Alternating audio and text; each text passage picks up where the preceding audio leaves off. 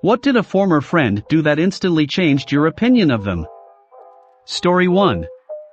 Borrowed a vehicle for a week, returned it full of trash with both door handles broken and stinking of smoke.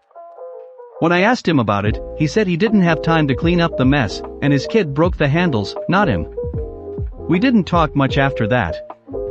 Story 2. She asked me to lunch under the guise of catching up, but it was actually just to recruit me for an MLM. A random dude showed up with a PowerPoint presentation and everything. I left and never spoke to her again. Story 3.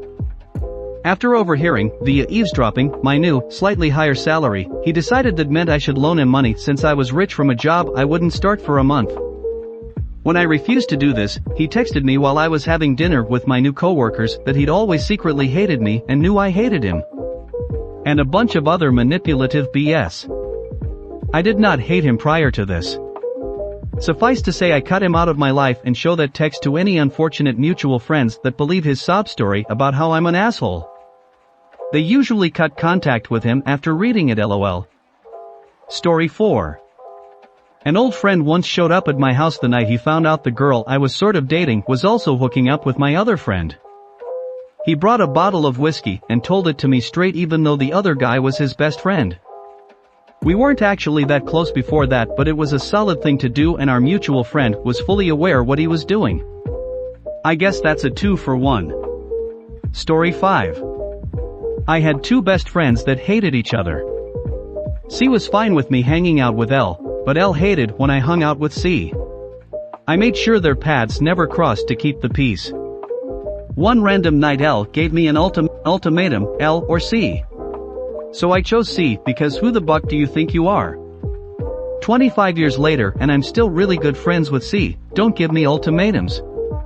Story 6. I had a friend that I knew was dumb, but I wasn't sure how dumb. Then he pulled a gun on my wife as a joke. I almost killed him when I found out. Story 7. A close friend of mine was killed about a decade ago because of a gun accident. It wasn't a situation like this, the gun was dropped and somehow went off, but still. Fast forward to about 4 years after his death. The guy I was dating had some friends with questionable intelligence. One friend got a new gun and thought it would be great fun to wave it around and then point it at my boyfriend. It was loaded, safety off, and this dumb shit pointed it straight at my boyfriend's head. I didn't say a single word, just grabbed my bag and left. Boyfriend followed, asking why I was upset, that it was just a joke, calm down. We broke up shortly after, for different reasons altogether, but I never could understand how someone can justify that kind of. Story 8. Was close friends throughout high school. Even got one of his drawings as a tattoo. Lost touch after HS. Found him and emailed him about 15 years later. His reply, "Hi DD, glad things are going well. Let me tell you about this great product I'm lucky enough to be able to offer people like you." It went on and on, a pyramid scheme. I never wrote back. Sucks. I missed him. Story 9. I'm meeting a friend tomorrow that might do just that, lol. Haven't really talked in years and then out of nowhere he's been asking to hang out and coming over tomorrow to just visit. I'm hoping he just wants to visit, but we were never that close in high school, as in only talked at school and never hung out outside of it. He also mentioned something about going in on a business. I'm giving him a chance since we are on good terms, but we'll see what happens tomorrow. Update edit, well, just got done with the visit. My friend came with his wife and brother-in-law. We talked for a bit to catch up and then they started asking what I do for a living, how many siblings I had, where they worked, how old I am, how much money I had and if I had any investments, etc. After that they started their pitch talking about the differences between being an employee, business owner, an investor and how much I could theoretically have by the time I retired doing what I'm currently doing. Then they talked about a product they're offering that could double my investments every 9 years. And that product is life insurance. After going on about it for a while I told them I already have life insurance that I'm happy with. They seemed fine with that and then starting talking to me about their company and how I could be an insurance salesman on the side and make some extra money. It'll only cost around $200 to do the online class, and then I can shadow the person who signed me up to learn more about how to sell insurance. At the end of it, I'll get $800. I just need to give that person a list of family and friends who may need insurance so we can go talk to them. If anyone signs up, I won't get the commission, but it'll be good experience for when I do sales by myself. Blah blah blah. I just smiled and nodded and kind of kicked them out after an hour. Suffice it to say, I probably won't be talking to that friend again. Thanks for all your advice and replies. I wished he actually just wanted to hang out, but this is a friend I'm better off without. Story 10. We were co-workers at the time, and I put a lot of trust in her. I was new and constantly getting shit from higher-ups over things I was supposed to know without having ever been told. She was my team lead, and told me I could lean on her and ask for help anytime. Everyone on the team called her Mama Bear. I vented and confided about work to her a lot, and she listened and gave me advice. The shit from the higher-ups only got worse. I talked to her more and more. Work started really getting me down about myself and stressed me out because I knew I was losing my job soon, and I had no idea why I was getting crap when I'd bent over backwards and worked long, unpaid hours to pick up my apparent slack. It took one of my other coworkers pulling me into her office, closing the door, and telling me to my face, "You're trusting the wrong people here. Stop telling anyone anything." And then she told me all the crap that the gossip mill had going about me. Things that I had only told Mama Bear.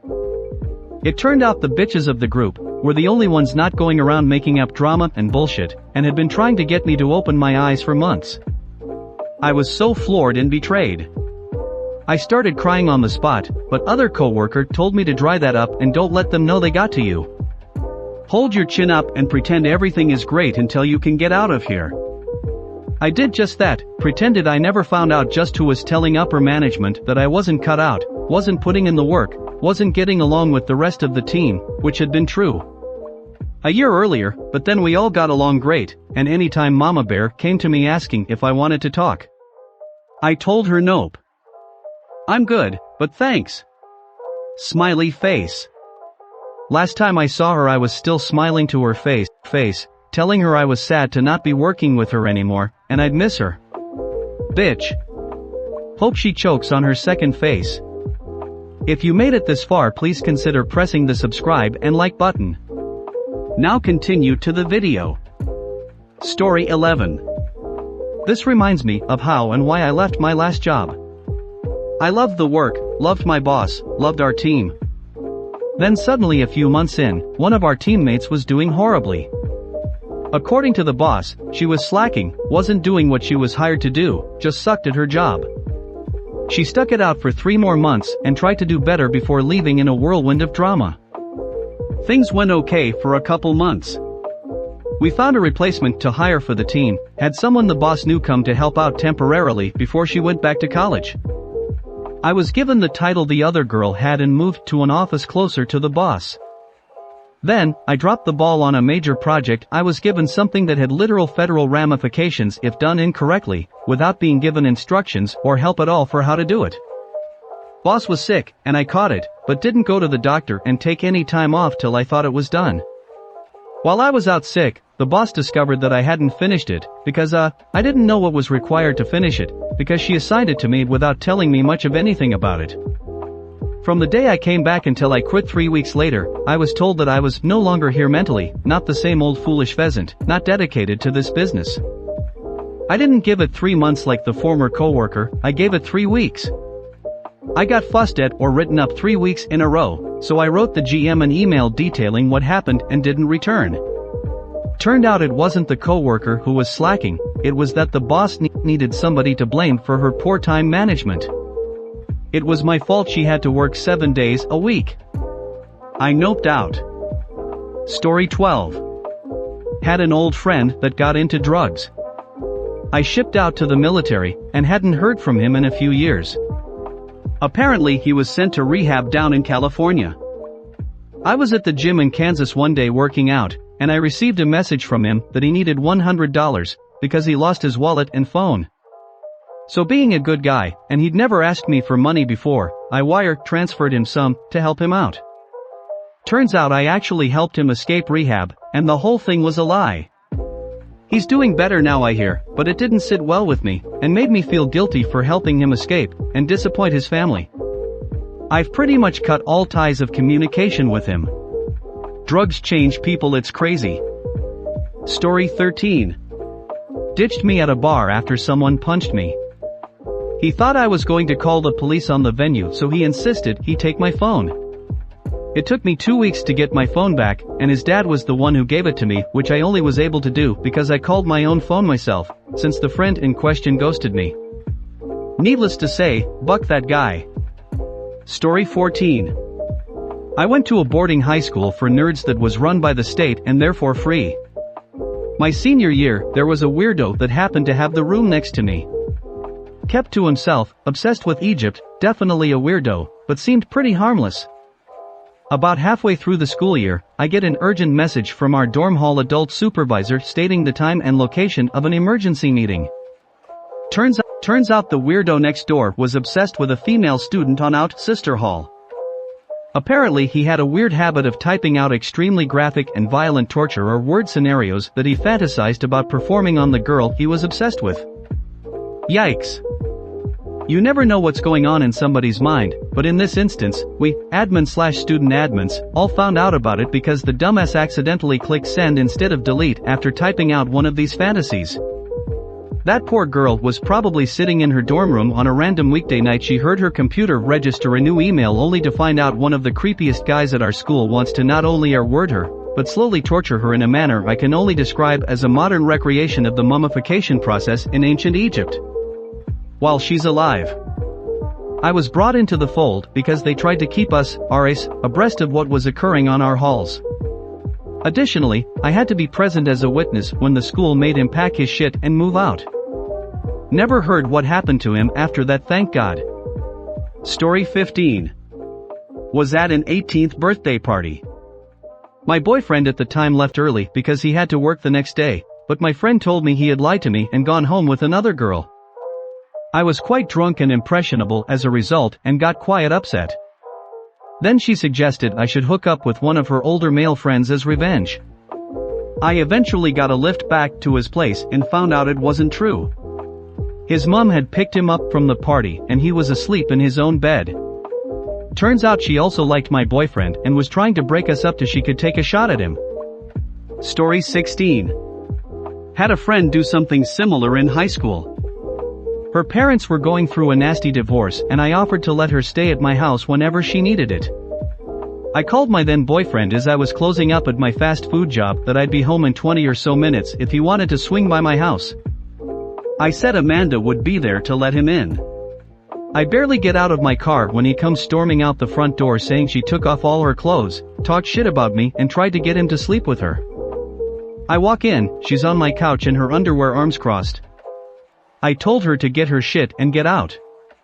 What the buck is wrong with people? Story 17. I was okay friends with this guy for about 2/3 years. We'd study together, work out, etc. Couple of months ago my cousin died who I was really close to, and I had to cancel plans to go to the gym. He showed up to my house with food and a self-care kit, ate with me and let me cry on his shoulder. We watched movies and napped. Somehow he just knew I needed to be around people. I never held much of an opinion on him before, but now I know how much of a wonderful, thoughtful person he is. Story 18. I told her that I was planning on escaping my narcissistic abusive parents, and she goes to tell them that I was planning on leaving, all because she wanted to be able to stay near me. I still managed to get out of that situation, but she made my life very difficult and later tried to pin the blame on me. She also managed to convince a bunch of her friends to harass my sister for details on my current whereabouts. Wherever you are right now, Lisa, buck you.